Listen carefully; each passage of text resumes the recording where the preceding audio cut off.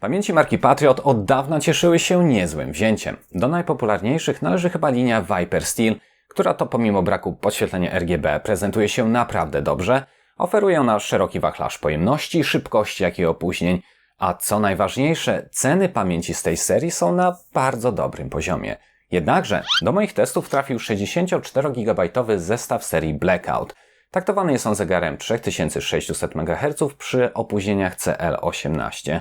Całkiem nieźle, tym bardziej, że jest to jeden z najtańszych, jeśli nawet nie najtańszy taki zestaw, jaki obecnie możemy kupić. Co prawda nie doświadczymy tu żadnych bajerów w postaci chociażby podświetlenia RGB, ale jeśli ogromna pojemność i wysoka wydajność w parze z niską ceną przemawiają do Ciebie, to zostań do końca.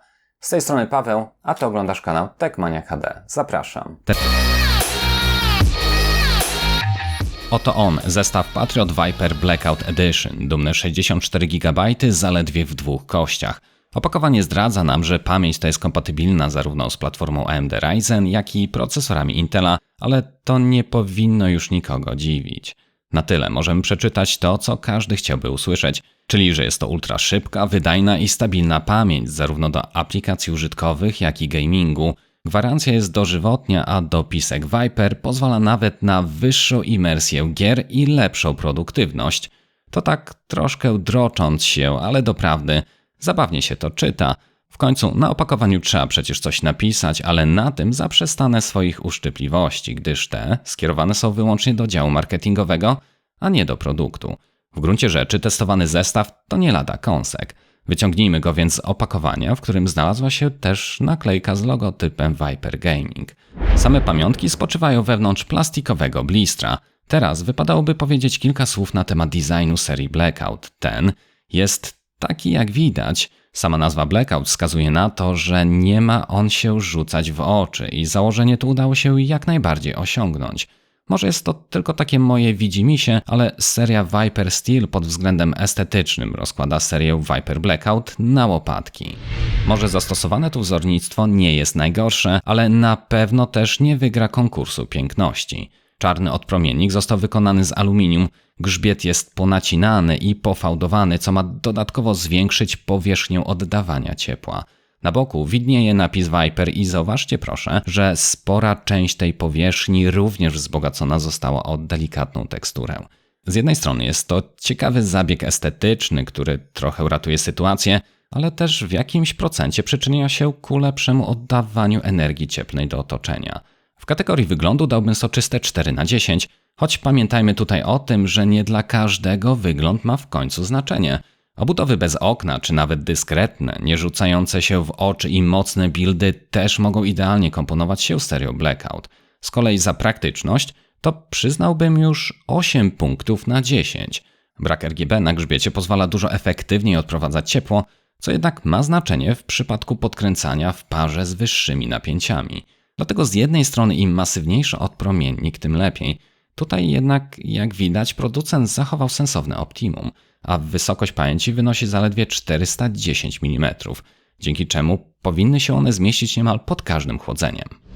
Może i 64 GB pamięci przydaje się do bardziej profesjonalnych zastosowań, czy nawet do edycji wideo, o czym sobie jeszcze zaraz porozmawiamy, ale dla sporej części z Was jest to totalny overkill i się temu absolutnie nie dziwię.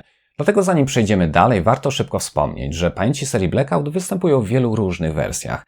Znajdziemy tu zarówno zestaw składający się z dwóch 4-gigabajtowych kości, taktowanych zegarem 3000 MHz, poprzez komplety 16, 32 czy nawet 64-gigabajtowe. Taktowanie rozpoczyna się od tych wspomnianych 3000 MHz, poprzez 3200, 3600 czy nawet 4000 MHz w przypadku topowego 16-gigabajtowego zestawu. I tu warto dobrze zastanowić się przed podjęciem jakiejkolwiek decyzji zakupowej. Otóż większość osób skupia się głównie nad samą pojemnością 8, 16 czy może nawet 32 GB. Lecz w dobie rosnącej świetności procesorów AMD Ryzen powiedziałbym, że nawet większa uwaga należy się taktowaniom i opóźnieniom, bowiem to one odgrywają niebagatelną rolę. Jeżeli zdecydujesz się dzisiaj na 16-gigabajtowy zestaw, to w przyszłości zawsze możesz dorzucić drugi taki sam, uzyskując w ten sposób 32 GB pamięci operacyjnej.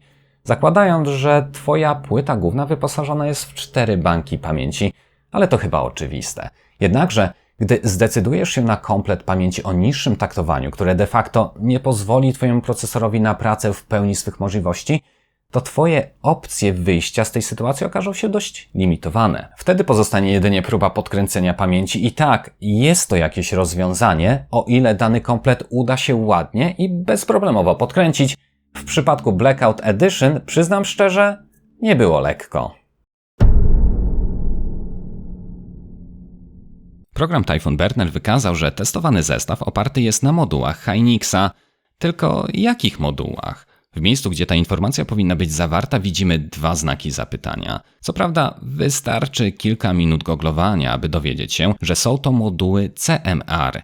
Niby super, ale takowych wciąż brakuje nawet w najnowszej wersji programu DRAM Calculator, który, jak wiemy z mojego poprzedniego filmu w temacie podkręcania pamięci RAM, jest mega ułatwiającym narzędziem do podkręcania. Googlując trochę dalej, możemy natrafić na posty mówiące o tym, że CMR zachowuje się jak CJR, które jest już w kalkulatorze, ale niestety guzik, prawda? Z takimi nastawami system mój nie wstawał, to ja wstawałem, aby resetować pamięć CMOS. Wyższe napięcia czy minimalnie luźniejsze timingi wcale nie pomagały. Podkręcanie pamięci operacyjnej jest sztuką samą w sobie, a ta uzależniona jest od wielu czynników. Wiadomym jest, że nie każdy zestaw pamięci będzie podkręcał się tak samo na każdej platformie. Wiele zależy od samego procesora, bowiem to na nim znajduje się kontroler pamięci.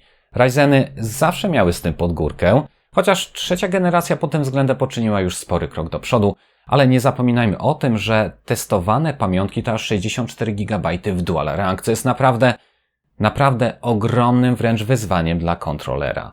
Może na Intelu hulałoby to lepiej, ale takiego do testów nie mam. Tym samym zapraszam do dołączenia do moich patronów na platformie Patronite.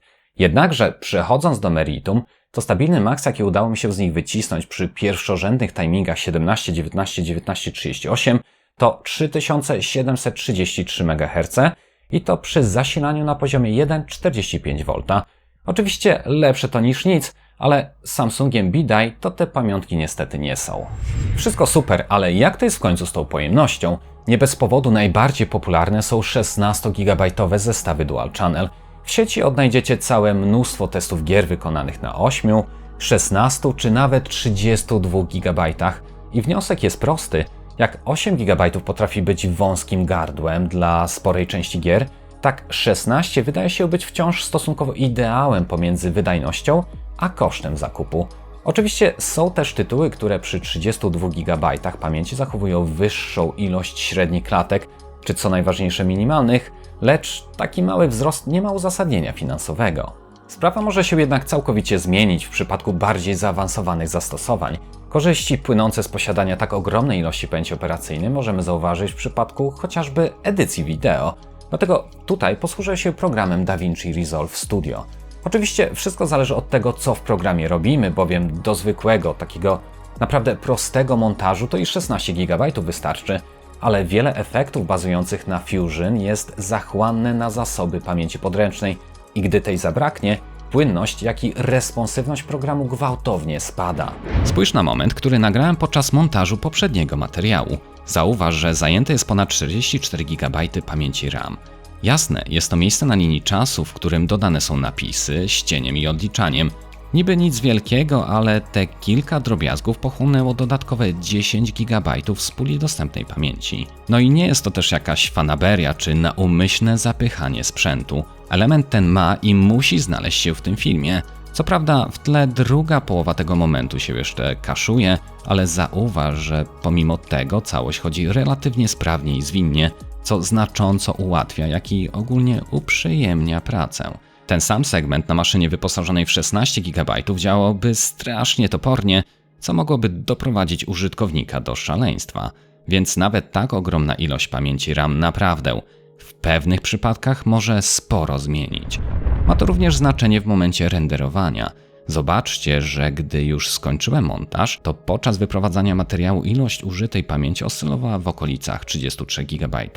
Jednakże, gdy tylko doszło do tego momentu, gdzie dodane są napisy, odliczanie i cienie, to obserwujemy szybkie rozpychanie się programów pamięci RAM. W ciągu kilkunastu sekund DaVinci Resolve potrzebował niemalże dodatkowych 20 GB pamięci podręcznej tylko po to, aby w dalszym ciągu sprawnie renderować ów materiał. Co by się stało, gdybyś miał 16 czy może nawet 8 GB?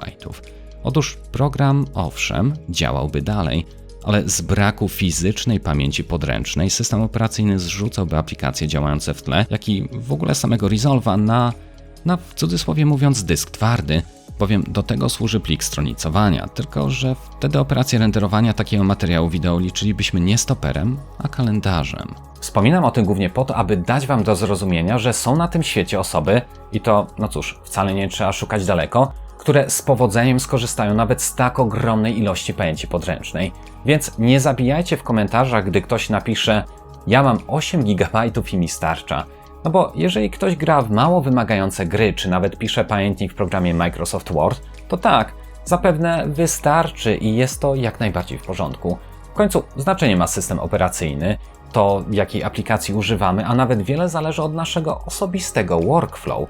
Jednemu może wystarczyć przeglądarka z jedną otwartą kartą, lecz ja potrzebuję 2 przeglądarek z kilkoma tuzinami kart i z otwartym, wymagającym programem na drugim ekranie, no i jeszcze z czymś na trzecim. Niestety moja praca tego po prostu wymaga i inaczej się nie da, lecz jak 8, 16 czy nawet 32 GB dla mnie osobiście to za mało, tak 64 okazuje się być w końcu tym poziomem, w którym nie wjeżdżam już nadmiernie na plik stronicowania. No i tym samym chciałbym przejść do ostatniego, ale to bardzo ważnego punktu, o którym mało kto Wam powie.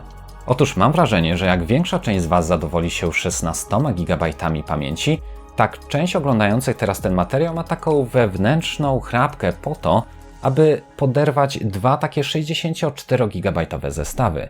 W końcu 128 GB RAMu w kompie to chwała, sława i jednorożce. Innymi słowy, szacun na dzielni, ale nie tak szybko. Otóż wspomniałem pobieżnie, że testowany zestaw to dual rank. W konfiguracji składającej się jak tutaj z 2 kości wszystko gra i buczy. No może podkręcanie jest z lekka utrudnione, ale tragedii nie ma.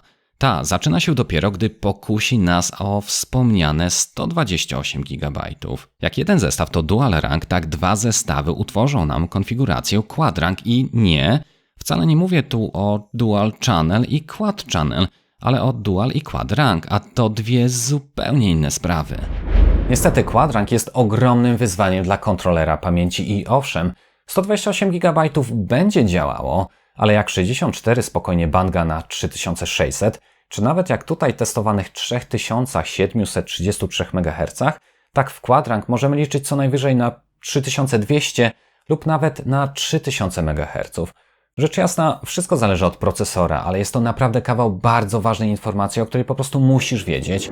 Dlatego nie zapomnij o łapce w górę, subskrypcji, komentarzu, czy nawet, jeśli to nie problem, szernij ten filmik na swoim ulubionym forum. Podsumowując, to choć Patriot Blackout nie porywają designem czy możliwościami w podkręcaniu, to są one jednymi z najszybszych zestawów dla swojej pojemności. Ich cenę szybko sprawdzisz w opisie pod tym filmem. Co prawda, pozbawione są one bajerów i wszelkich wodotrysków, ale tym samym zadowolą wszystkich, którzy oczekują praktyczności i wydajności w dobrej cenie. Z mojej strony to wszystko, dziękuję za uwagę i pozostanie do samego końca oraz jak zwykle pięknie dziękuję moim wszystkim 3 patronom.